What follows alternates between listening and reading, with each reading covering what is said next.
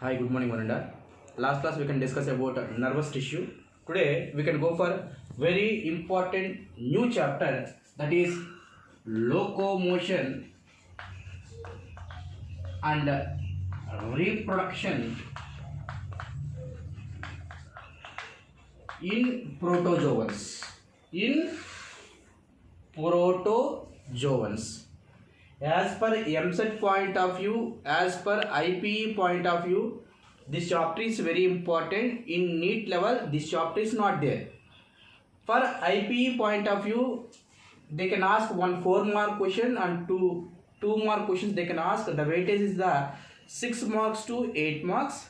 Or for MSET, 2 questions is came from the locomotion reproduction in protozoans. See, protozoa. Zoa indicates animal. Pro, it means perfect animals before. That will be indicates the protozoans. See, you know very familiar locomotion. What is meant by locomotion? The movement of organism from one place to the another place for searching of the food, shelter, and for mating. That is the main use of the locomotion. For us, the locomotor organs is the legs. Different organism having a different locomotory organs is present. But in protozoans, what are the locomotory organs is present? See, here protozoans are acellular ones. See, the difference between the unicellular and acellular.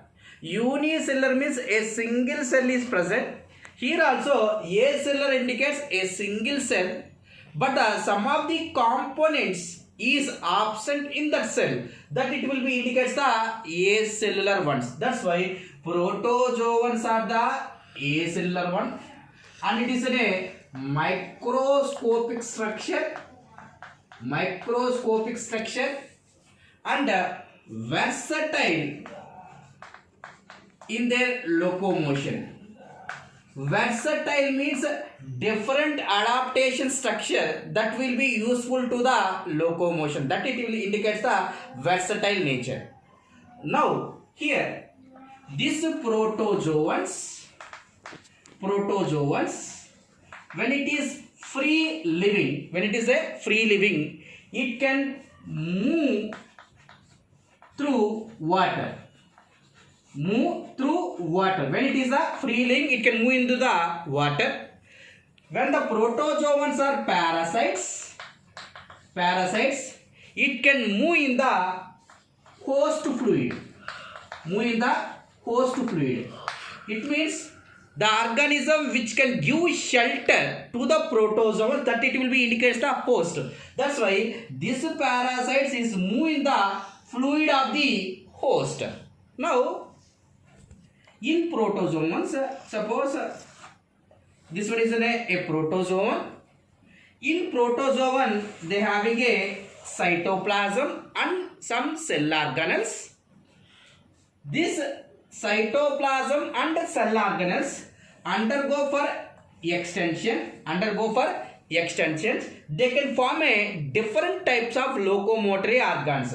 That is, either the locomotor organ is the pseudopodia, or the locomotor organ is short hair-like structure.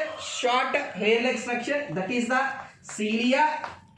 A long whip-like structure, that is the flagella, and cellular fibrils, that is the myonims, that is the muscle fibers. That's why the locomotory organs in protozoans, either it is the pseudopodia or the short hair-like structure, that is the cilia, long whip-like structure, that is the flagella, and the cellular fibrils, that is the myonims. Now, what is pseudopodia? What is the use of the cilia and what is the use of the flagella? Now we can discuss.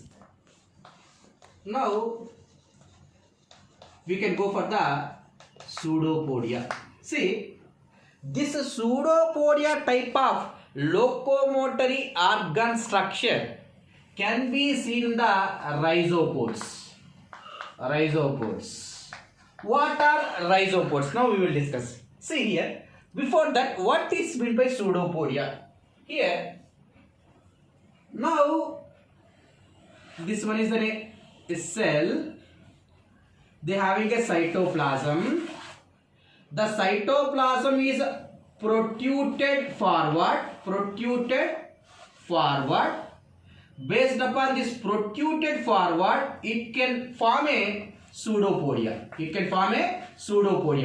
Pseudo indicates false.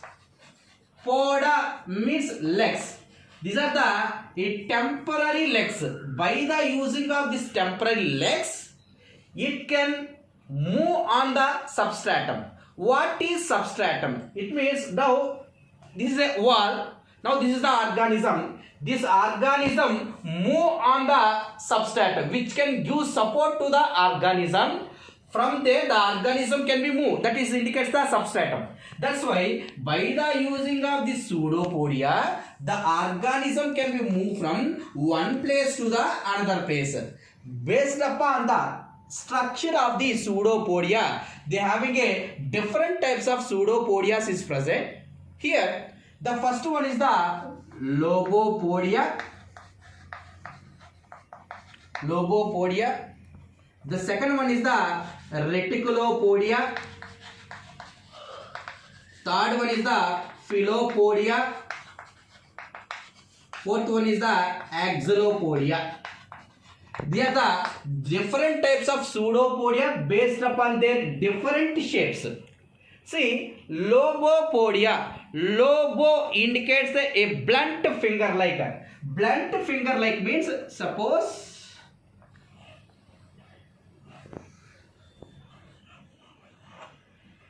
blunt finger like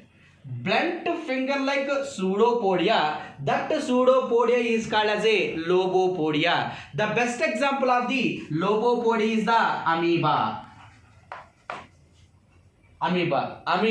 Entamoeba histolytica, they can show the amoeboid movement in protozoans. That's why examples is very important. Lobopodia type of locomotor structures can be seen in the amoeba and entamoeba histolytica. And very important one, in metazoans, we are the metazoans. In metazoans, this amoeboid type of movements can be seen in the white blood cells. In our body, white blood cells, they can show the amoeboid movement. That is useful for the phagocytical nature. Phagocytical nature means it can eating. It means what it can be eats foreign particles. If any antigen is enter into your body, I already said white blood cells having a neutrophils and monocytes. These neutrophils and monocytes, by the using of the amoeboid movement, and it can engulf that foreign particles. And then Reticulopodia. Reticulopodia means a network-like structure. The organisms, they can form a network-like structure. Through network-like structure, the organism can be moved from the one place to the another place. That pseudopodia is called as a Reticulopodia. The best example of the Reticulopodia is the Euglippa. And then Philopodia. Philopodia indicates a long thread-like structures, that is indicates the Philopodia. Axolopodia, sun ray-like structures like this.